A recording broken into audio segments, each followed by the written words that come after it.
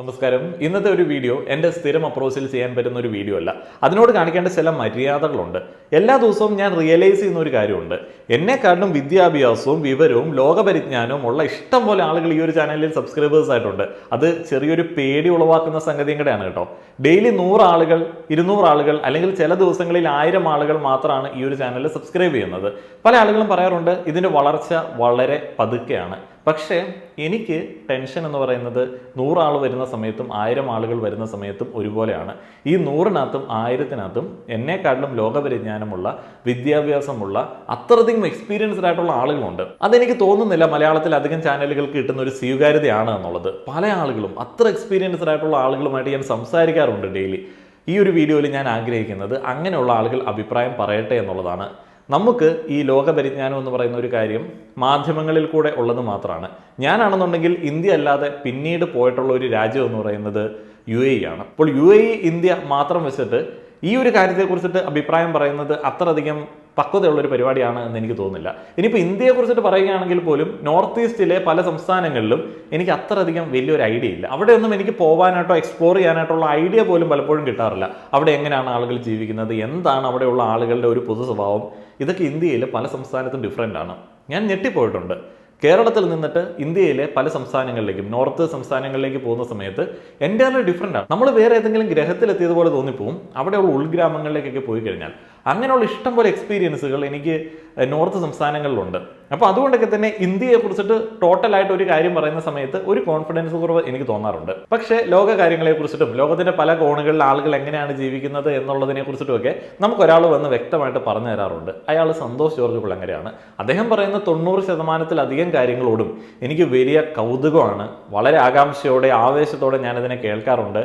അതനുസരിച്ചിട്ട് ചില ചിന്താഗതികളിൽ മാറ്റം വരുത്താറുണ്ട്. എനിക്ക് ഭയങ്കര ബഹുമാനമുള്ള ഒരു മനുഷ്യനാണ്. അദ്ദേഹം കഴിഞ്ഞ ദിവസം ഒരു വേദിയിൽ പറഞ്ഞ ജനാധിപത്യത്തെക്കുറിച്ചിട്ടുള്ള ഒരു കാര്യം, അതാണ് കഴിഞ്ഞ 2 ദിവസമായിട്ട് ഏറ്റവും കൂടുതൽ ആളുകൾ അയച്ചിരുന്നത്. അതിലാണ് എനിക്ക് അഭിപ്രായങ്ങൾ പറയാൻ ഒരു കോൺഫിഡൻസ് കുറവ് ഉള്ളതുപോലെ തോന്നുന്നത്. എന്നാലും ഒരു ഇന്ത്യൻ പൗരൻ എന്നുള്ള നിലയിൽ ചില കാര്യങ്ങൾ ഞാൻ പറയുകയാണ്. നിങ്ങളും പറയണം കേട്ടോ. ഞാൻ പറയുന്നത് എല്ലാ ദിവസവും പറയുന്നത് പോലെയല്ല, അതിനെ സെക്കൻഡറി ആയിട്ട് വെച്ചിട്ട് നിങ്ങൾ പറയുന്ന കാര്യങ്ങൾക്കാണ് ഇമ്പോർട്ടൻസ് കൊടുക്കേണ്ടത്. ഞാൻ പറയുന്ന കാര്യങ്ങളിൽ തെറ്റുകൾ ഉണ്ട് എന്നുണ്ടെങ്കിൽ തിരുത്തുക. കാരണം ഒത്തിരിയധികം ആളുകൾ ആഗ്രഹിക്കുന്ന ചില ഡിസ്കഷൻ ആയിരിക്കാം. എനിക്ക് സത്യം പറഞ്ഞാൽ ലോകത്തിലെ ഏറ്റവും നല്ല ഭരണ സംവിധാനം ജനാധിപത്യമാണെന്ന് പലപ്പോഴും തോന്നിയിട്ടില്ല. കാരണം എല്ലാത്തിനും സൊല്യൂഷൻ ഉണ്ടാകുന്ന, എല്ലാ പ്രശ്നങ്ങളുടെയും പരിഹാരം ഉണ്ടാകുന്ന ഒരു മാർഗവുമല്ല ജനാധിപത്യം. ജനാധിപത്യത്തിലെ ഏറ്റവും വഷളായ പല കാഴ്ചകളും നമ്മൾ കാണുന്ന ഒരു രാജ്യത്താണ് ഇന്ന് ജീവിക്കുന്നത്. ഇതിനേക്കാൾ എത്രയോ ഗംഭീരമായി ഏകാധിപതികൾ ഭരിക്കുന്ന പല രാജ്യങ്ങളുണ്ട്. ഞാൻ ചെറിയ ഉദാഹരണങ്ങൾ പറയാം. ജനാധിപത്യത്തിന്റെ നാട്ടിൽ നിന്നാണ് നിങ്ങൾ വിസ കൈക്കൂലി കൊടുത്ത് മേടിച്ച് ചില ഏകാധിപത്യ രാജ്യങ്ങളിൽ ജോലി ചെയ്യാൻ പോകുന്നത്, അല്ലേ? ചില ഏകാധിപത്യ രാജ്യങ്ങളിലേക്കാണ് നമ്മുടെ പുതിയ തലമുറകൾ ഒഴുകുന്നത്, ജനാധിപത്യത്തിന്റെ ഒരു ലോകത്തിലെ ഏറ്റവും വലിയ നാട്ടിൽ നിന്ന്. അപ്പോ ഭരണ സംവിധാനങ്ങൾ അല്ല ഭരിക്കുന്ന, സക്രിയ സാർ പറഞ്ഞത് 100% ശരിയായ കാര്യമാണെന്ന് നിങ്ങൾക്കും എനിക്കും അറിയാം. ആര് ഭരിക്കുന്നു, ഭരിക്കുന്നവരുടെ നിലപാടുകൾ എങ്ങനെ, അവരുടെ മനോഭാവം എങ്ങനെ, ഭരിക്കപ്പെടുന്നവരെ കുറിച്ച് അവർക്കുള്ള ചിന്ത എങ്ങനെ, ഇതൊക്കെ തന്നെയാണ് വ്യത്യാസം. അത് വളരെ നല്ല ജനസമ്മതിയോടുകൂടി ഭരിക്കുന്ന ഏകാധിപതികളും ലോകത്തുണ്ട് എന്ന് ഞാൻ കണ്ടിട്ടുണ്ട് പല രാജ്യങ്ങളിൽ ചെല്ലുമ്പോൾ. ഇദ്ദേഹം പറയുന്ന കാര്യങ്ങളോട് വലിയ വിയോജിപ്പുണ്ട്. വിയോജിപ്പുണ്ടായിരിക്കെ തന്നെ എനിക്ക് ഇതിൻ്റെ കമൻറ്റ് ബോക്സിനകത്തെ കോമഡി ഒന്ന് എടുത്ത് പറയാനായിട്ട് തോന്നുകയാണ്. ഇതിനകത്ത് ചില ആളുകൾ മനസ്സിലാക്കി വെച്ചിരിക്കുന്നത് കമ്മ്യൂണിസത്തിലെ അടിമകളെ തുറന്നു കാണിച്ചു. SDKക്ക് അറിയാം ഇന്ത്യ വളർച്ചയുടെ പാതയിലാണ് എന്നത്. BJP കൊള്ളാമെന്ന് പറയാതെ പറഞ്ഞു. ഇന്ത്യ പോലെ ഒരു സംസ്ഥാനത്തിൻ്റെ പ്രത്യേകത എന്താണെന്ന് വെച്ച് കഴിഞ്ഞാൽ ഓരോ സംസ്ഥാനത്തിലും അതിൽ ഉൾപ്പെടുന്ന ജില്ലകളിലും വ്യത്യസ്തമായിട്ടുള്ള രീതിയിലാണ് ആളുകൾ ഓരോ കാര്യത്തെ നോക്കിക്കാണുന്നത്. ഈ ജനാധിപത്യ സംവിധാനത്തെയും രാഷ്ട്രീയത്തെ പോലും പലപ്പോഴും ആളുകൾ വ്യത്യസ്തമായിട്ടുള്ള രീതിയിലാണ് നോക്കിക്കാണുന്നത്. അരാഷ്ട്രീയവാദം എന്ന് പറയുന്ന ഒരു കാര്യം നമുക്കറിയാം. നമ്മുടെ നാട്ടിലുള്ള ആളുകൾ എപ്പോഴും പരാതി പറയുന്ന ഒരു ഏരിയയാണ് പൊളിറ്റിക്സ് എന്ന് പറയുന്നത്. നമ്മുടെ നാട്ടിലുള്ള ആളുകൾ പൊളിറ്റിക്കൽ പാർട്ടീസിനെ എങ്ങനെയാണ് നോക്കിക്കാണുന്നത്? അവർ ഭരിക്കാനുള്ള ആളുകൾ, നമ്മളിങ്ങനെ കുറേ ആൾക്കാരെ ഏൽപ്പിച്ചിട്ടുണ്ട്, അവർക്കൊക്കെ പേരുകളുണ്ട്, അവർക്കൊക്കെ ഏതൊക്കെയോ ഒരു പ്രത്യയശാസ്ത്രമുണ്ട്, അതനുസരിച്ചിട്ട് കുറേയധികം ആളുകളെ നമ്മൾ ഏൽപ്പിച്ചിട്ടുണ്ട്. എന്നിട്ട് ഞാനടക്കമുള്ള ആളുകൾ ഒരു കാലം വരെയൊക്കെ രാവിലെ മുതൽ വൈകിട്ട് വരെ പരാതി പറയുകയാണ്. എന്ത് സ്വഭാവമാണ് ഇവന്മാരുടേത്, ഇവന്മാരുടെ ഭരണം നന്നാവുന്നില്ല, അത് ശരിയാവുന്നില്ല, ഇത് ശരിയാവുന്നില്ല, ഇവന്മാർ ഇങ്ങനെ ഭരിച്ചു കഴിഞ്ഞാൽ ഈ ഒരു നാട് എങ്ങോട്ട് പോകും, ഞാൻ നാട് വിട്ട് പോകാൻ വേണ്ടി പോവുകയാണ്. പക്ഷേ നമ്മൾ ഇതൊക്കെ പറയുമ്പോഴും നമ്മളുള്ളത് ജനാധിപത്യ സംവിധാനത്തിലാണ്. ഇവിടെ ഒരു ഹോപ്പ് ഉണ്ട്, ഒരു ഹോപ്പ്. പക്ഷെ ആ ഒരു ഹോപ്പ് റിയലൈസ് ചെയ്യാനായിട്ട് ഇവിടെയുള്ള ആളുകൾക്ക് പറ്റുന്നില്ല. ആ ഒരു ഹോപ്പ് റിയലൈസ് ചെയ്യുന്നിടത്താണ് മാറ്റം ഉണ്ടാവുന്നത്. ആ ഒരു ഹോപ്പ് എന്ന് പറയുന്നത് എന്താണ്? എനിക്കും ഈ പറയുന്ന ഭരണത്തിൽ ഇടപെടാനായിട്ടുള്ള എല്ലാവിധ റൈറ്റും ഉണ്ട്. ഒരു രാഷ്ട്ര നിർമ്മാണത്തിന് ഉതകുന്ന തരത്തിലേക്കുള്ള നിങ്ങളുടെ ആശയങ്ങൾ, നിങ്ങളുടെ ലീഡർഷിപ്പ് ക്വാളിറ്റി, നിങ്ങളുടെ സേവന സന്നദ്ധത, ഇങ്ങനെയുള്ള കാര്യങ്ങൾ മുൻനിർത്തിയിട്ട് നിങ്ങൾക്കും ഇതിനകത്ത് ഒരു അവസരമുണ്ട്. അതാണ് ആ ഒരു ഹോപ്പ് എന്ന് പറയുന്നത്. ആ ഒരു അവസരം ഇവിടെയുള്ള ആളുകൾ ഉപയോഗപ്പെടുത്തില്ല. കാരണം അവരുടെ ഉള്ളിൽ ഇങ്ങനെ പണ്ട് കാലം മുതൽ തന്നെ ഉള്ളൊരു ചിന്തയുണ്ട്. നമുക്ക് പറ്റുന്ന പരിപാടിയല്ല ജനാധിപത്യ സംവിധാനത്തിൽ നേരിട്ട് ഇടപെടുക എന്ന് പറയുന്നത്. നമ്മളെല്ലാവരും പ്രതിപക്ഷമായിട്ട് നിൽക്കുക, ഭരിക്കുന്ന കുറേയധികം ആളുകളെ സ്ഥിരമായിട്ട് ഡിപ്പെൻഡ് ചെയ്യുക എന്നുള്ളതാണ് നമ്മളുടെ ഇവിടുത്തെ രാഷ്ട്രീയ നിലപാട്. അത് മാറാത്തടത്തോളം നമുക്ക് ഈ പരാതി പറയാനായിട്ട് പറ്റത്തുള്ളൂ. ഇനിയിപ്പോൾ ജനാധിപത്യ സംവിധാനം ഉള്ളതുകൊണ്ടാണ് ഈ ഒരു പ്രശ്നം ഉണ്ടാവുന്നത്. സന്തോഷ് ജോർജ് കുളങ്ങര പറയുന്നത് ഏകാധിപതി ഭരണമുള്ള പല രാജ്യങ്ങളിലും മികച്ച രീതിയിൽ കാര്യങ്ങൾ നടക്കുന്നുണ്ട്. അവിടെ നമ്മൾ മനസ്സിലാക്കേണ്ട ഒരു ചലഞ്ച് ഉണ്ട്. ഇന്ത്യൻ ജനാധിപത്യം, ഇന്ത്യൻ രാഷ്ട്രീയം നേരിടുന്ന ഒരു വലിയ ചലഞ്ച് എന്താണ്? ഞാൻ മുന്നേ പറഞ്ഞതുപോലെ ഇന്ത്യയുടെ പല സംസ്ഥാനങ്ങളിലും പല ജില്ലകളിലും ഉൾപ്പെടുന്ന പലതരത്തിലുള്ള ആളുകളും, ഈ പലതരത്തിലുള്ള ആളുകൾ എന്ന് പറയുന്നത് ഒരു 1,900 ജാതി ഉണ്ടായിരിക്കും, ഒരു ഡസൻ കണക്കിന് മതം ഉണ്ടായിരിക്കും. ഇവരെല്ലാം ഇങ്ങനെ വിഘടിച്ച് നിൽക്കുകയാണ്. ഇപ്പോഴും പ്രാകൃതമായിട്ട് കൂട്ടമായിട്ട് ജീവിക്കുന്ന ആളുകൾക്കിടയിൽ ഒരു ഏകാധിപതി ഭരണം നടത്താനായിട്ട് പറ്റുമോ? ഇല്ല. ഒന്ന് സിമ്പിളായിട്ട് ആലോചിച്ച് നോക്കി. അവിടെ ഇരുന്ന് കൈയടിച്ചിട്ടുള്ള ആളുകളോട് ഒരൊറ്റ ചോദ്യം ചോദിച്ചു കഴിഞ്ഞാൽ ആ ഒരു കൈയടികൾ വേറെ ചില അടികളായിട്ട് മാറാൻ സാധ്യതയുണ്ട്. നിങ്ങൾ ആഗ്രഹിക്കുന്ന ഏകാധിപതി ഏത് മതത്തിൽ നിന്നുള്ള ആളാവണം, ഏത് ജാതിയിൽ നിന്നുള്ള ആളാവണം എന്ന് ചോദിച്ചു കഴിഞ്ഞാൽ അടി പൊട്ടും. അതാണ് ഇന്ത്യയുടെ ഒരവസ്ഥ എന്ന് പറയുന്നത്. ഇന്ത്യയിലെ ജനാധിപത്യം എന്ന് പറയുന്നത് ഒരു രക്ഷയില്ലാത്ത വളരെ കോംപ്ലക്സ് ആയിട്ടുള്ള, നമ്മൾ എങ്ങനെയൊക്കെയോ മാനേജ് ചെയ്ത് തട്ടിമുട്ടി പോകുന്ന ഒരു സംവിധാനമാണ്. ഭരണഘടനയെ കുറിച്ചിട്ട് പലപ്പോഴും ആളുകൾ പറയാറുണ്ട് ഭരണഘടന പോരാ. പക്ഷേ ഇന്ത്യൻ ഭരണഘടന എന്ന് പറയുന്നത് ഒരു 2 തവണ വായിച്ച് കഴിയുമ്പോഴത്തേനും നമ്മുടെ കിളി പോകും. അത്രയധികം അടിപൊളിയായിട്ട് ഇന്ത്യക്ക് വേണ്ടി രൂപപ്പെടുത്തി വെച്ചിരിക്കുന്ന ഗംഭീരമായിട്ടുള്ള ഒരു സംഗതിയാണ്. ആ ഒരു ഭരണഘടന ഉള്ളതുകൊണ്ടാണ് നമ്മൾ വലിയ കുഴപ്പമില്ലാതെ മുന്നോട്ടേക്ക് പോകുന്നത്. നമ്മുടെ ജനാധിപത്യ സംവിധാനത്തിൻ്റെ വെല്ലുവിളി എന്ന് പറയുന്നത് ഇവിടെയുള്ള രാഷ്ട്രീയക്കാരെന്ന് പറയുന്ന ആകാശത്തു നിന്ന് കെട്ടിയിറക്കിയിട്ടുള്ള ആളുകളൊന്നുമല്ല. അത് നമ്മളെല്ലാവരുമാണ്. നമ്മളെല്ലാവരും പല കൂട്ടങ്ങളിൽ പെട്ട് കിടക്കുന്നതുകൊണ്ടും നമ്മളെല്ലാവരും പല മതത്തിൽ പെട്ട് കിടക്കുന്നതുകൊണ്ടും ആ ഒരു മതവും ആ ഒരു കൂട്ടവും ആ ഒരു ജാതിയും രാഷ്ട്രീയത്തിലേക്ക് കൊണ്ടുവരാനായിട്ട് ശ്രമിക്കുന്നത് കൊണ്ടുമാണ് നമ്മുടെ ഈ ജനാധിപത്യം വെല്ലുവിളി നേരിടുന്നത്. എല്ലാത്തിനും ആ ഒരു രീതിയിൽ നോക്കിക്കാണുന്ന ഒരു രാജ്യത്ത് ഇത് തന്നെ എന്തോ ഭയങ്കര സംഭവമായിട്ടാണ് എനിക്ക് തോന്നുന്നത്. ഒന്ന് ആലോചിച്ച് നോക്കുക. ഇവിടുത്തെ കോൺഗ്രസും അതേപോലെ തന്നെ ഇവിടെയുള്ള BJPയും ഇവിടെയുള്ള CPIM എങ്ങനെയാണ് വോട്ട് പിടിക്കാനായിട്ട് ശ്രമിക്കുന്നത്? ഇവിടുത്തെ ചർച്ചകളിൽ എപ്പോഴും എന്താണ് കേൾക്കുന്നത്? ഒരു ജനാധിപത്യ സംവിധാനത്തിൽ തെരഞ്ഞെടുപ്പ് വരുന്ന സമയത്ത് ഏറ്റവും കൂടുതൽ ചർച്ച ചെയ്യുന്നത് എന്താണ്? മത നേതാക്കൾ ആരുടെ കൂടെ നിൽക്കും, ഇന്നടത്തെ മതഭൂരിപക്ഷം ആർക്ക് വോട്ട് ചെയ്യും, ഇതാണ് നമ്മുടെ ചർച്ചകൾ. ഈ ഒരു ചർച്ചയിൽ നിന്നിട്ട് ഏകാധിപതി ഭരണത്തെക്കുറിച്ചിട്ടും അടിസ്ഥാന സൗകര്യങ്ങളില്ലാത്തതിനെ കുറിച്ചിട്ടും മറ്റു രാജ്യങ്ങൾക്കൊപ്പം നമ്മൾ വളരാത്തതിനെ കുറിച്ചിട്ടൊക്കെ ചർച്ച ചെയ്യുന്ന ആ ഒരു ചിന്താഗതിയാണ് ശരിക്കും പറഞ്ഞാൽ നമ്മൾ ചെറിയ രീതിയിൽ മാറ്റേണ്ടത്. ഇത്രയധികം വേർതിരിവുകൾ ഉള്ളയിടത്ത് ഇത്രയധികം കൂട്ടങ്ങളായിട്ട് നിന്ന് അവരൊക്കെ ഇങ്ങനെ പേടിച്ച് നിൽക്കുകയാണ്. കഴിഞ്ഞിടയ്ക്ക് ഹിന്ദു കുറെ കാലത്തിന് ശേഷം ഉണർന്നു എന്ന് പറയുന്നത് കേട്ടു. കുറെ കാലത്തിന് ശേഷം ഇസ്ലാം മതത്തിലുള്ള ആളുകൾ പേടിച്ചു എന്ന് പറയുന്നത് കേട്ടു. ക്രിസ്ത്യൻ വിഭാഗം ആകെ മൊത്തത്തിൽ എങ്ങോട്ട് പോകണമെന്നറിയാതെ പകച്ചു നിൽക്കുകയാണ് എന്ന് കേട്ടു. ഇത്രയൊക്കെ ആളുകൾ ഇങ്ങനെ പേടിച്ച് കൂട്ടമായിട്ട് മാറി നിൽക്കുകയും അതേപോലെ ഒരു അമ്പലം പണിയുന്ന സമയത്ത് എന്തോ വലുത് അനുവദിച്ച് കിട്ടിയെന്ന് പറഞ്ഞ ആളുകൾ അങ്ങടേക്ക് പോകുകയൊക്കെ ചെയ്യുന്ന ഒരു സമയത്ത് ഇത്രയെങ്കിലുമൊക്കെ നടന്നു പോകുന്നത് വലിയൊരു അത്ഭുതമാണ്. കേരളം ബാക്കിയുള്ള സംസ്ഥാനങ്ങളിൽ നിന്ന് അടിസ്ഥാന സൗകര്യങ്ങളിലെങ്കിലും മെച്ചപ്പെട്ട രീതിയിൽ നിൽക്കുന്നത് എന്തുകൊണ്ടാണ്? നമ്മളുടെ ഇവിടെ ഏകദേശമൊക്കെ കുഴപ്പമില്ലാതെ വിവേചനങ്ങളില്ലാതെ ഈ അടിസ്ഥാന സൗകര്യങ്ങൾ അവകാശങ്ങൾ ആളുകൾക്ക് കിട്ടുന്നത് എന്തുകൊണ്ടാണ്? അത് നമ്മളൊക്കെ വലിയ നന്മയുള്ള മതസൗഹാർദ്ദമുള്ള ആളുകളായതുകൊണ്ടാണോ? അല്ല, ഒരു ഒറ്റ കുഞ്ഞു കാര്യത്തിലാണ് നിൽക്കുന്നത്. ജാതി വർഗീയ വേർതിരിവുകൾ തുറന്നു കാണിച്ചു കഴിഞ്ഞാൽ നാണക്കേടാണ്. നാണക്കേടെന്ന് പറയുന്ന ഒരൊറ്റ സാധനത്തിൽ നിന്നിട്ടാണ് ഈ ഒരു സൗഹാർദ്ദപരമായിട്ടുള്ള ഒരു അന്തരീക്ഷത്തിൽ വലിയ കുഴപ്പമില്ലാതെ ഇത് നടന്നു പോകുന്നത്. മറ്റു സംസ്ഥാനങ്ങളിൽ അങ്ങനെയല്ല. വേർതിരിവുകൾ തുറന്ന് കാണിക്കാൻ ഒരു മടിയില്ല അവിടെ. നോർത്ത് ഇന്ത്യൻ സംസ്ഥാനങ്ങളിൽ ഒരു ട്രെയിനിൽ പോകുന്ന സമയത്ത് നിങ്ങളൊന്ന് ആലോചിച്ച് നോക്കുക. നിങ്ങൾ ഒരു സ്ലീപ്പറിൽ ബുക്ക് ചെയ്തിട്ടുണ്ട് എന്നുണ്ടെങ്കിൽ, ഒരു സീറ്റിൽ ബുക്ക് ചെയ്തിട്ടുണ്ട് എന്നുണ്ടെങ്കിൽ അവിടെ നിങ്ങൾക്ക് ഇരിക്കാനൊന്നും പറ്റത്തൊന്നുമില്ല. കാരണം അവരവിടെ കിടക്കുകയായിരിക്കും. പക്ഷെ നിങ്ങൾക്ക് ഇരിക്കാൻ പറ്റും. എങ്ങനെയാണ്? നിങ്ങളുടെ ഔട്ട്ലുക്കൊക്കെ നോക്കിയിട്ട് നിങ്ങൾ അവിടേക്ക് ചെന്നിട്ട് ഇങ്ങനെ കാണിച്ചു കഴിഞ്ഞാൽ അവർക്ക് എഴുന്നേക്കാൻ പറ്റുന്ന ഒരു രൂപത്തിലാണ് നിങ്ങൾ ഉള്ളത് എന്നുണ്ടെങ്കിൽ നിങ്ങൾക്ക് ആ ഒരു സീറ്റ് കിട്ടും. ഞാൻ ഈ പറയുന്ന സ്ഥലത്തൂടെയൊക്കെ ട്രാവൽ ചെയ്ത സമയത്ത് എനിക്ക് മനസ്സിലായ ഒരു കാര്യമാണ്. അതേപോലെ തന്നെ നിങ്ങളുടെ ജാതി, നിങ്ങളുടെ മതം അവർ ചോദിക്കും. അങ്ങനെ ജാതിയും മതമൊക്കെ ചോദിച്ചിട്ടാണ് അവിടെ അവകാശങ്ങൾ, നിങ്ങൾക്ക് ബേസിക് ആയിട്ട് കിട്ടേണ്ട കാര്യങ്ങൾ കിട്ടുന്നത്. നോർത്ത് ഇന്ത്യൻ ഗ്രാമങ്ങളിലെ ഗവൺമെന്റ് ഉദ്യോഗസ്ഥർ ഇരിക്കുന്ന സ്ഥലത്തേക്ക് ഒന്ന് പോയി നോക്കിക്കഴിഞ്ഞാൽ ആർക്കൊക്കെ അവിടെ ആക്സസ് ഉണ്ട് എന്നുള്ളത് മനസ്സിലാവും, സിമ്പിളായിട്ട് മനസ്സിലാവും. അങ്ങനെ എല്ലാവർക്കും ഒന്നും അവിടെ ആക്സസ് ഇല്ല. ആ ഒരു ഏരിയയിലേക്ക് തന്നെ അടുപ്പിക്കാത്ത ആൾക്കൂട്ടമുണ്ട്. അങ്ങനെയുള്ള ആളുകളൊക്കെ ഉള്ളയിടത്തും ഇപ്പോഴും അത്തരത്തിലുള്ള അയിത്തം വിവേചനങ്ങളൊക്കെ ഉള്ള ഒരു രാജ്യത്തും ഇതല്ലാതെ മറ്റൊരു പരിപാടി നടക്കുന്നില്ല. ഇവിടെ ഞാൻ വീണ്ടും പറഞ്ഞൊരു സംഗതിയുണ്ട്, ഇവിടെ ഒരു ഹോപ്പ് ഉണ്ട്. എന്താണ് ആ ഹോപ്പ്? നമുക്ക് വേണമെങ്കിലും ഇതിനകത്ത് ഇടപെടാം. അത് എത്രത്തോളം ഫലപ്രദമാവും എന്നുള്ളത് നമ്മളെ പ്രവർത്തനത്തിന്റെ അടിസ്ഥാനത്തിലിരിക്കും. പക്ഷെ ഒരു സാധ്യതയുണ്ട്. ഇനി അടുത്ത ഭാഗത്തിലേക്ക് പോയി കഴിഞ്ഞാൽ, എന്നാൽ ഇന്ത്യയിൽ ഒരു മാറ്റം, അല്ലെങ്കിൽ കേരളത്തിൽ ഈ ഭരണ സംവിധാനത്തിന് അല്ലെങ്കിൽ ഇവിടുത്തെ ജനാധിപത്യ സംവിധാനത്തിന് ഒരു മാറ്റം വരണമെങ്കിൽ ഒരു കാര്യം സാധ്യതയായിട്ട് എനിക്ക് തോന്നുള്ളൂ. ജനങ്ങൾക്ക് വ്യക്തമായ ഒരു ധാരണ ഈ ഭരണ സംവിധാനത്തെക്കുറിച്ച് ഉണ്ടാവേണ്ടതുണ്ട്. ലോകം എങ്ങനെയാണ് മുമ്പോട്ട് പോകുന്നതെന്ന്, ലോകത്ത് മറ്റ് ഓൾട്ടർനേറ്റീവ്സ് എന്തൊക്കെയാണെന്നൊക്കെ നമുക്കൊരറിവുണ്ടാവണം. തീർച്ചയായും അതുണ്ടാകാനുള്ള ഏറ്റവും നല്ല മാർഗം ഞാൻ പറയും സഞ്ചാരം പോലുള്ള പരിപാടികൾ കാണുക തന്നെയാണ്. കാരണം അതിലൂടെ കൃത്യമായിട്ട് ഞാൻ പലപ്പോഴും വിമർശനാത്മകമായി തന്നെ സമീപിക്കുന്നത് എന്താണ് നമ്മുടെ നാട്ടിലെ പ്രവർത്തന രീതിയും മറ്റു നാടുകളിലെ പ്രവർത്തന രീതിയും നമ്മൾ വ്യത്യാസം എന്ന് തന്നെയാണ്. ഇദ്ദേഹം പറയുന്ന ഒരു കാര്യമുണ്ട്, വളരെയധികം ജനസമ്മതനായിട്ടുള്ള ഏകാധിപതികൾ ഭരിക്കുന്ന ചില രാജ്യങ്ങളുണ്ട്. അവിടെയൊക്കെ അദ്ദേഹം മികച്ച സൗകര്യങ്ങൾ കണ്ടിട്ടുണ്ട്, അവിടെ പോയിട്ടുണ്ട്. ഒന്ന് ആലോചിച്ച് നോക്കുക, ഒരു രാജ്യത്ത് ഒരു ഏകാധിപതി ജനസമ്മതനാണ് എന്ന് എങ്ങനെയാണ് മനസ്സിലാവുന്നത്?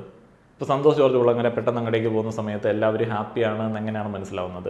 ഇപ്പോൾ ഇന്ത്യയിലേക്ക് നോക്കിക്കഴിഞ്ഞാൽ ഒരു 2-3 വർഷമൊക്കെ കഴിയുമ്പോഴത്തേന് ഇന്ത്യയിലേക്ക് നോക്കിക്കഴിഞ്ഞാൽ മോഡിജി ഒരു ഏകാധിപതിയായിട്ട് നമുക്ക് ഫീൽ ചെയ്യും. അതേപോലെ തന്നെ മറ്റുള്ള രാജ്യങ്ങൾക്ക് ഇന്ത്യയിലുള്ള ആളുകൾ വളരെയധികം സന്തോഷപൂർണ്ണമായിട്ട് ജീവിക്കുന്നതായിട്ട് തോന്നുകയും ചെയ്യും. വേറെ ആർക്കും ഭരണ സംവിധാനത്തിൽ പ്രത്യേകിച്ച് റോളൊന്നും ഇല്ലാത്തതുകൊണ്ട് അവരതുമായിട്ട് യൂസ്ഡ് ആയി പോകും. ഇപ്പോൾ തന്നെ നമ്മുടെ നാട്ടിലുള്ള ആളുകൾ രാഷ്ട്രീയം എന്ന് പറയുന്നത് ഏതോ ഒരു കൂട്ടം ആളുകൾക്കുള്ളതാണ് എന്നുള്ള രീതിയിൽ, ജനസേവനം എന്ന് പറയുന്നത് നമ്മളുടെ ഒരു ജോലിയല്ല, അത് അങ്ങനെ ചെയ്യേണ്ടതല്ല എന്ന് പറഞ്ഞ് മാറി നിൽക്കുന്ന ഒരു സാഹചര്യമാണുള്ളത്. അപ്പോൾ പതുക്കെ ആളുകൾ അതുമായിട്ട് യൂസ്ഡ് ആവും. ഇപ്പോൾ നോർത്ത് കൊറിയയിലെ വിഷ്വൽസ് എടുത്ത് നോക്കിക്കഴിഞ്ഞാൽ എല്ലാവരും ഹാപ്പിയാണ്. നോർത്ത് കൊറിയയിൽ പോയിട്ടുള്ള ആൾക്കാരും പറയുന്നത് കേൾക്കുമ്പോൾ അവിടെയുള്ള ആളുകൾ ഓൾമോസ്റ്റ് അതിൽ സാറ്റിസ്ഫൈഡ് ആണ്. പെട്ടെന്നൊന്നും നമുക്ക് അവിടുത്തെ പ്രശ്നങ്ങൾ കണ്ടെത്താൻ പറ്റില്ല. ഏകാധിപതികൾ ഉള്ളിടത്ത് മിക്കവാറും നടക്കുന്നത് അങ്ങനെയാണ്. അവിടെ മനസ്സിലാക്കേണ്ട ഒരു കാര്യമുണ്ട്, വേറെ ആളുകൾക്ക് അവിടെ റോളില്ല. ഈ ന്യൂനപക്ഷമെന്നോ അല്ലെങ്കിൽ ജാതികളെന്നോ താഴ്ന്ന ജാതിയെന്നോ മേൽജാതിയെന്നോ അല്ലെങ്കിൽ അങ്ങനെയുള്ള വേറെ മതപ്രാതിനിധ്യം അങ്ങനെയുള്ള ഒരു കാര്യത്തിന് അവിടെ റോളില്ല. ഒരു കൂട്ടം ആളുകൾ അങ്ങോട്ട് ഭരിക്കുന്നു. അങ്ങനെ ഭരിക്കുന്ന സമയത്ത് അങ്ങോട്ടേക്ക് വേറെ ആൾക്കാർ പോകത്ത് പോലുമില്ല. അപ്പം നമുക്ക് ഈ നോർത്ത് കൊറിയ കാണുന്ന സമയത്ത് എന്തുകൊണ്ടാണ് അത്ര സന്തോഷം തോന്നാത്തത്? അവിടെയുള്ള ആളുകൾക്ക് വലിയ സന്തോഷമാണ്. എന്തുകൊണ്ടാണ് നമുക്ക് സന്തോഷം തോന്നാത്തത്? നമ്മൾ ആ ടൈപ്പ് സന്തോഷം ആഗ്രഹിക്കുന്നില്ല. അതല്ലാത്തൊരു സന്തോഷം നമ്മളിവിടെ അനുഭവിക്കുന്നുണ്ട്. അതാണ് നമ്മുടെ ഇവിടുത്തെ എല്ലാവരും കുറ്റം പറയുന്ന, ഒന്നിനും കൊള്ളാത്ത ഒരു സംവിധാനം എന്ന് പറയുന്നത്, നമ്മുടെ ജനാധിപത്യം എന്ന് പറയുന്നത്. നമുക്ക് ആ ടൈപ്പ് അത്ര അമിത സന്തോഷം ആഗ്രഹമില്ല. ചില പ്രത്യേക വിശ്വാസങ്ങളെ നമ്മൾ അന്ധമായിട്ട് വിശ്വസിച്ചിട്ട് കരുതുന്നു ഇവര് നമുക്ക് ഇനി എല്ലാ ജീവിത സൗകര്യങ്ങളും തരാൻ പോകുന്നു, ഇവർ മാത്രമാണ് ഇനി സൊല്യൂഷൻ. മറ്റൊരു വിഭാഗത്തെക്കുറിച്ച് നമ്മൾ കരുതുന്നു ഇവരാണ് ലോകത്തെ ഏറ്റവും കാട്ടാളന്മാരായ രാഷ്ട്രീയ പാർട്ടികൾ, രാഷ്ട്രീയ പ്രസ്ഥാനങ്ങളെക്കുറിച്ച്, മതങ്ങളെക്കുറിച്ച് ഒക്കെ നമ്മൾ നമ്മുടേതായ ഒരു ലോകത്തിരുന്നുകൊണ്ട് അന്ധമായ കാഴ്ചപ്പാടോടുകൂടി കൃത്യമായി കമ്പാർട്ട്മെന്റുകളിലാക്കി നിറച്ചു വെച്ചുകൊണ്ടിരിക്കുകയാണ്. ഞാൻ ഈ കഴിഞ്ഞ ദിവസങ്ങളിൽ ഗുജറാത്തിലൂടെ ഒരു സഞ്ചാരം നടത്തി, അത് ഇപ്പോൾ കാണിച്ചുകൊണ്ടിരിക്കുന്നുണ്ട്. അതില് പട്ടേലിന്റെ പ്രതിമ കാണിച്ച സമയത്ത് അതിന്റെ അടിയിലുണ്ടായിരുന്ന ആയിരക്കണക്കിന് കമന്റുകൾ നിങ്ങൾ ഊഹിക്കാവുന്നേ ഉള്ളൂ. അതിനുശേഷം ഗുജറാത്തിലെ ചില ഉൾഗ്രാമങ്ങളിലെ ചില ജീവിത യാഥാർത്ഥ്യങ്ങളുടെ ദൃശ്യങ്ങൾ കാണിച്ചപ്പോൾ മറ്റൊരു വിഭാഗം ആ കമന്റുകൾ കൊണ്ട് നിറയ്ക്കുന്നു. അപ്പോ ബാലൻസ്ഡ് ആയി ഇതിനെ കാണാനോ ഒരു യാഥാർത്ഥ്യബോധത്തോടെ ഇതിനെ അപഗ്രഥിക്കാനോ ഒന്നും മനുഷ്യൻ തയ്യാറല്ലാതായി കഴിഞ്ഞിരിക്കുന്നു. മോഡി കിങ്ങായിട്ട് വേണമെന്നൊക്കെ ഇതിന്റെ താഴെ മണ്ടൻ സംഖ്യകൾ കമന്റ് ഇട്ടിട്ടുണ്ട്. ഇവന്മാരൊക്കെ ഏത് റേഞ്ചിലാണ് ചിന്തിക്കുന്നത് എന്നുള്ളത് അറിയില്ല. ഇവരുടെയൊക്കെ വിചാരം എന്ന് പറയുന്നത്, ഇതിപ്പോൾ സന്തോഷ് ജോർജ് കുളങ്ങരയാണെന്നുണ്ടെങ്കിൽ നമ്മളുടെയൊക്കെ കൂട്ടത്തിലുള്ള ആൾക്കാരാണെന്നുണ്ടെങ്കിലും ഒരു കാലത്ത് നമ്മളും ഒക്കെ പറഞ്ഞിരിക്കുന്ന ഒരു സംഗതിയാണ്, നല്ല നേതൃത്വം വരണം. നല്ല നേതൃത്വം വരണമെന്നുണ്ടെങ്കിൽ എന്ത് ചെയ്യണം? നല്ല നേതൃത്വത്തിലേക്ക് ആളുകളെ കൊടുക്കണം. അതിനെന്ത് ചെയ്യണം? നമ്മളോ അല്ലെങ്കിൽ നമ്മളുടെ മക്കളോ അല്ലെങ്കിൽ നമ്മൾ പഠിപ്പിക്കുന്ന ആളുകളോ രാഷ്ട്രീയത്തിലേക്ക് ഇറങ്ങാൻ വേണ്ടിയുള്ള പ്രോത്സാഹനം കൊടുക്കണം. അത് കൊടുക്കില്ല. നമുക്കതിനൊന്നും ഒരു താല്പര്യമില്ല. മോഡി രാജാവായിട്ട് വരണം. എന്റെ മനസ്സിൽ ഞാനൊരു കണ്ണട വെച്ചിട്ടുണ്ട്. ആ കണ്ണടയിലൂടെ കാണുന്നത് മാത്രം കാണുന്ന ഒരു ജനസമൂഹമായി മാറിക്കഴിഞ്ഞു. അതായത് അന്ധരായ ജനവിഭാഗത്തിന് അവരെ എങ്ങനെ മാനേജ് ചെയ്യണമെന്ന് അറിയുന്ന ഭരണാധികാരികളെ കിട്ടും എന്ന് പറയുന്നതാണ് ഇപ്പോൾ സംഭവിച്ചിരിക്കുന്നത്. നമ്മൾ ഉണരുകയല്ലാതെ ഇതിനൊരു മാർഗമില്ല. സാമാന്യ ജനത്തിന് ബോധമുണ്ടാവുക എന്നത് മാത്രമാണ് ഇതിനൊരു മാർഗം. ഇതിലൂടെ ബോധം ഉണ്ടാവുമ്പോൾ നമ്മൾ നോട്ട എന്ന് പറയുന്ന ഒരു ബട്ടണും കൂടെ ഇതിന് വെച്ചിട്ടുണ്ട്. ഭൂരിപക്ഷം നോട്ടയ്ക്ക് കിട്ടുന്ന ഒരു കാലം ഉണ്ടായി കഴിയുമ്പോൾ, മജോറിറ്റി നോട്ടയ്ക്ക് ഉണ്ടായി കഴിയുമ്പോഴെങ്കിലും കാലം ഒന്ന് തിരിച്ചു കറങ്ങാൻ തുടങ്ങുമെന്ന് ഞാൻ വിശ്വസിക്കുന്നുണ്ട്. അപ്പോ നമ്മളിപ്പോഴും ഏതെങ്കിലും ഒരു പ്രത്യയശാസ്ത്രത്തിന്റെ അടിമയായി ജീവിക്കുന്നതിന് പകരം നട്ടലുള്ള ബുദ്ധിയുള്ള മനുഷ്യരായി മാറുമ്പോൾ ഈ മാറ്റങ്ങൾക്കൊക്കെ തുടക്കമാകും. അതല്ലാതെ ഒരു മാറ്റവും ഈ രാജ്യത്തോ ഈ നാട്ടിലോ സംഭവിക്കാൻ പോകുന്നില്ല. എനിക്ക് ഇത്രയധികം നിരാശാജനകമായിട്ടുള്ള കാഴ്ചപ്പാട് നമ്മുടെ സമൂഹത്തെക്കുറിച്ചിട്ടില്ല കേട്ടോ. നമുക്കൊക്കെ നിലപാടുണ്ട്, വ്യക്തമായിട്ടുള്ള കാഴ്ചപ്പാടുകളുണ്ട്, എന്തിനെതിരെ സംസാരിക്കാനായിട്ടുള്ള ആർജവമുണ്ട്, ചോദ്യം ചെയ്യുന്നുണ്ട്. അതൊക്കെയാണ് ഒരു സമൂഹത്തിന് വേണ്ടത്. ഏകാധിപതിയുടെ കീഴിൽ അടിസ്ഥാന സൗകര്യങ്ങളോ എറിഞ്ഞിട്ട് തരുന്നതിലോ തൃപ്തിപ്പെടുന്ന ആളുകളെക്കാളും മികച്ചവരാണ് ചോദ്യം ചോദിച്ച് വാങ്ങിച്ചെടുക്കുന്ന, അവകാശങ്ങൾ ചോദിച്ചു വാങ്ങുന്ന, സമരം ചെയ്യുന്ന, മികച്ച മാറ്റത്തിന് വേണ്ടി പൊരുതുന്ന ആളുകൾ എന്ന് പറയുന്നത്. ഏകാധിപതി എറിഞ്ഞിട്ട് കൊടുക്കുന്ന സൗഭാഗ്യങ്ങൾ, ഏകാധിപതിക്ക് പ്രായം വരുന്ന സമയത്ത് ആ ഒരു ഏകാധിപതിയുടെ കീഴിലുള്ള ആളുകൾ പേടിയോടെ ഇങ്ങനെ നോക്കുന്ന ഒരു സംഗതിയുണ്ട്. ഏകാധിപതിയുടെ മകൻ, മകൾ, അയാളുടെ സ്വഭാവം എങ്ങനെയുണ്ട്? ആ ഒരു സ്വഭാവം മോശമാണെന്നുണ്ടെങ്കിൽ നമ്മുടെ ആ ഒരു തലമുറ പോയി, ആ ഒരു തലമുറ വേസ്റ്റായിപ്പോയി. ഇനി ഏകാധിപതിയുടെ മകൻ്റെ മകൾക്കോ മകനോ നല്ല ബുദ്ധി തോന്നിക്കണേ എന്നുള്ള ഒരു പ്രാർത്ഥന മാത്രമേ പലപ്പോഴും ആളുകൾക്കുള്ളൂ. കുടുംബപരമായിട്ട് കൈമാറപ്പെടുന്ന രാഷ്ട്രഭരണത്തിലും ഇതൊക്കെ തന്നെയാണ് നടക്കുന്നത്. ഇപ്പോൾ ഗൾഫ് കൺട്രീസിൻ്റെ എക്സാമ്പിൾ എടുത്ത് പറയുന്ന ആൾക്കാരുണ്ട്. ഗൾഫ് കൺട്രീസിൻ്റെ എക്സാമ്പിൾ എടുത്ത് എങ്ങനെ പറയാൻ പറ്റും? കാരണം ഒരു മതം കാരണം യുണൈറ്റഡ് ആയിട്ടിരിക്കുന്ന, മതത്തിൻ്റെ നിയമങ്ങൾ അനുസരിക്കുന്ന ഒരു വലിയ ഭൂരിപക്ഷം ഉള്ളയിടത്ത് എന്ത് സാധ്യതയാണ് മനുഷ്യന്മാർക്ക്, വ്യത്യസ്തരായിട്ടുള്ള ആളുകൾക്കുള്ളത്? ആകെ ഒരു പരിപാടിയല്ലേ ഉള്ളൂ. ജനിക്കുക, ഭക്ഷണം കഴിക്കുക, ജോലി ചെയ്യുക, മതത്തിൻ്റെ അടിസ്ഥാനത്തിൽ ജീവിക്കാൻ, മരിക്കുക, പരലോകത്തേക്ക് പോവുക. ഈ സൈക്കിൾ റിപ്പീറ്റ് ചെയ്യുന്നു. അങ്ങനെയല്ലല്ലോ. എത്ര സൗഭാഗ്യങ്ങൾ തരാമെന്ന് പറഞ്ഞാലും എനിക്ക് തോന്നുന്നില്ല ഇവിടെ ഉള്ള ഒരു 99% ആളുകൾ സൗദി പോലെയുള്ള ഒരു ഭരണം ആഗ്രഹിക്കും എന്നുള്ളത്. ഇപ്പോൾ സൗദിയിൽ മാറ്റങ്ങൾ വന്നുകൊണ്ടിരിക്കുകയാണ്. ഈ എണ്ണയൊക്കെ കറക്കി ഊറ്റി എത്ര കാലം മുന്നോട്ട് പോകാൻ പറ്റും? സൗദിയിൽ ഈ പറയുന്ന മത നിയമങ്ങൾ എടുത്ത് മാറ്റിക്കൊണ്ടിരിക്കുകയാണ്. MBS വന്നപ്പോഴത്തേന് ഇഷ്ടം പോലെ മാറ്റങ്ങളാണ് കൊണ്ടിരുന്നത്. അവരും ഈ ഒരു ടൂറിസത്തിലേക്കൊക്കെ വരികയാണ്. ഇനിയിപ്പോൾ മനുഷ്യന്മാരുമായിട്ടൊക്കെ സഹവസിച്ച് അവരുമായിട്ടൊക്കെ ഇടപെട്ട് ജീവിച്ചില്ല എന്നുണ്ടെങ്കിൽ മുന്നോട്ട് പോകാൻ പറ്റത്തില്ല എന്നുള്ളത് സൗദിക്കൊക്കെ മനസ്സിലായി. ഒരു നാച്ചുറൽ റിസോഴ്സിനെ ഡിപ്പെൻഡ് ചെയ്ത്, അതും ആൾട്ടർനേറ്റീവ്സ് ഇഷ്ടം പോലെയുള്ള നാച്ചുറൽ റിസോഴ്സിനെ ഡിപ്പെൻഡ് ചെയ്ത് മത നിയമങ്ങൾക്കനുസരിച്ചിട്ട് ആളുകൾ ജീവിക്കുന്ന ഒരു കൂട്ടത്തെ കണ്ടിട്ട് സൗഭാഗ്യങ്ങൾ എന്നൊന്നും പറഞ്ഞു കഴിഞ്ഞാൽ അതിനൊന്നും അടിസ്ഥാനമൊന്നുമില്ല. പിന്നെ നോട്ടയെ കുറിച്ചിട്ട് പറയുന്നത് കേട്ടു. എന്തിനാണ് നോട്ട കുത്താൻ പോകുന്നത്? എനിക്കറിയില്ല. നിങ്ങൾ നോട്ട കുത്താൻ പോകുന്നതിനേക്കാളും എത്രയോ മികച്ച തീരുമാനമായിരിക്കും, എത്രയോ വലിയ മെസ്സേജ് ആയിരിക്കും നിങ്ങൾ കൊടുക്കുന്നത്. നിങ്ങളുടെ സമാന ചിന്താഗതിയുള്ള ആളുകളെ ചേർത്ത് നിർത്തിയിട്ട് ഒരു രാഷ്ട്രീയ പ്രാതിനിധ്യത്തിലേക്ക് മത്സരിക്കുക എന്ന് പറയുന്നത്. ഇലക്ഷന് നിൽക്കുന്നേ നിങ്ങൾക്ക് ഇഷ്ടപ്പെടാത്ത ഒരു നേതൃത്വമാണെന്നുണ്ടെങ്കിൽ അങ്ങനെ ഇഷ്ടപ്പെടാത്ത ആളുകൾ സംഘടിക്കുക, ജനാധിപത്യ സംവിധാനത്തിലേക്ക് ഇടപെടാനായിട്ട് ശ്രമിക്കുക. ഈ 2020 ഒക്കെ പലപ്പോഴും നമുക്ക് യോജിക്കാൻ പറ്റാത്ത ചില ഡയലോഗുകളൊക്കെ അടിക്കുമെന്നുണ്ടെങ്കിലും അതൊരു തരം പ്രാതിനിധ്യമാണ്. എനിക്ക് അവരുടെ ആ ഒരു രീതികളോട് യോജിക്കാൻ പറ്റത്തില്ല എന്നുണ്ടെങ്കിലും അത് ഒരു തരം പ്രാതിനിധ്യമാണ്. അങ്ങനെയുള്ള ഇഷ്ടം പോലെ പരിപാടികൾ എല്ലാവർക്കും തുടങ്ങാനായിട്ടുള്ള സാധ്യത ഇവിടെ ഉണ്ട്. എന്തിനാണ് നമ്മൾ ഈ ആൾക്കാരെ മാത്രം ഡിപ്പെൻഡ് ചെയ്യുന്നത്? ഇപ്പോൾ സന്തോഷ് ജോർജ് കുളങ്ങരയോട് നിങ്ങൾ മത്സരിക്കുമെന്ന് ചോദിച്ചു കഴിഞ്ഞാൽ പുള്ളിയില്ല. അങ്ങനെ താല്പര്യമില്ലാത്ത ആൾക്കാരും നോട്ട കുത്താനിരിക്കുന്ന ആൾക്കാരും രാഷ്ട്രീയം എന്ന് പറയുന്നത് എന്തോ മോശമായിട്ടുള്ള പരിപാടിയാണെന്ന് പ്രചാരണം കൊടുക്കുന്ന ആൾക്കാരും നല്ല ഒരു ഭരണ നേതൃത്വത്തെ സ്വപ്നം കണ്ടിരുന്നു കഴിഞ്ഞാൽ വല്ല കാര്യമുണ്ടോ? ഈ നേതൃത്വത്തിലേക്ക് വരുന്ന ആളുകൾ ആരാണ്? ജനാധിപത്യ സംവിധാനത്തിൽ നമ്മളെപ്പോലുള്ള ആളുകൾക്ക് തന്നെയാണ്. നമുക്കും അതിനകത്ത് റോളുണ്ട് എന്ന് ചിന്തിച്ചു കഴിഞ്ഞാൽ നമ്മൾ മരത്തിന് വേണ്ടി എന്തെങ്കിലുമൊക്കെ ചെയ്തു കഴിഞ്ഞാൽ നല്ലതായിരിക്കും. അപ്പോൾ ചില ആൾക്കാർ ചോദിക്കുന്നെങ്കിൽ തനിക്കങ്ങോട്ട് മത്സരിച്ചുകൂടെ എന്നുള്ളത്. അങ്ങനെയല്ല, ഞാനതിനെ ആ ഒരു രീതിയിലല്ല നോക്കി കാണുന്നത്. രാഷ്ട്രീയത്തിലേക്ക് ഇറങ്ങാൻ മടിയുണ്ടായിട്ടോ അല്ലെങ്കിൽ അതിനോട് വിയോജിപ്പുണ്ടായിട്ടോ ഒന്നുമല്ല. അതിനുള്ളൊരു സമയം, അതിനുള്ളൊരു പ്രായം, അതിനുള്ളൊരു പക്വത, അതിനുള്ളൊരു വിദ്യാഭ്യാസം, അനുഭവജ്ഞാനം എന്നീ കാര്യങ്ങൾ എന്ന് പറയുന്ന ഒരു കാര്യമുണ്ടല്ലോ, അതിങ്ങനെ നമ്മൾ പരിഗണിക്കണം. ഇപ്പോൾ നമുക്ക് ചെയ്യാൻ പറ്റുന്ന വലിയ രാഷ്ട്ര സേവനം എന്ന് പറയുന്നത് വോട്ട് ചെയ്യുക എന്നുള്ളതാണ്. നമ്മൾ സ്ഥാനാർത്ഥികളെ നോക്കിയിട്ട് അവരിൽ മികച്ച ആൾക്ക് വോട്ട് ചെയ്ത് വിടുക എന്നുള്ളതാണ് ഇപ്പോഴത്തെ ഏറ്റവും വലിയ രാഷ്ട്ര സേവനം. അതെങ്കിലും മിനിമം ചെയ്യുക. അതൊക്കെ കഴിഞ്ഞിട്ട് പിന്നീട് നമ്മളുടെ ഉത്തരവാദിത്തങ്ങൾ, വലിയ ഭാരിച്ച ഉത്തരവാദിത്തങ്ങളൊക്കെ ഉണ്ടെന്നുണ്ടെങ്കിൽ അതൊക്കെ മാറ്റി വെച്ചിട്ട് രാഷ്ട്ര സേവനത്തിന് വേണ്ടി ഇറങ്ങാം. രാഷ്ട്ര സേവനം ഇതിപ്പോൾ പട്ടാളത്തിൽ പോയെങ്കിൽ മാത്രം നമ്മുടെ നാട്ടിലുള്ള ആൾക്കാർ അംഗീകരിക്കത്തുള്ളൂ. പക്ഷെ അങ്ങനെയല്ല. ഞാൻ ഉദ്ദേശിക്കുന്നത് ഒരു മനുഷ്യൻ്റെ ലൈഫിൽ അയാൾക്ക് അത്രയധികം ദേശീയതയൊക്കെ ഉണ്ട്, ജനസേവന മനോഭാവമൊക്കെ ഉണ്ട് എന്നുണ്ടെങ്കിൽ കുറച്ച് കാലഘട്ടം ഇതിലേക്ക് മാറ്റി വയ്ക്കുന്നത് നന്നായിരിക്കും. അല്ല, ഇതിലേക്ക് ആഗ്രഹമുള്ള ആളുകൾ നേരത്തെ തന്നെ ഉത്തരവാദിത്തങ്ങളൊക്കെ തീർത്തിട്ട് ഈ ഒരു സേവനത്തിലേക്ക് ഇറങ്ങുക, ഇലക്ഷന് മത്സരിക്കുക, ജയിക്കുക തോക്കുക എന്നുള്ളതല്ലല്ലോ.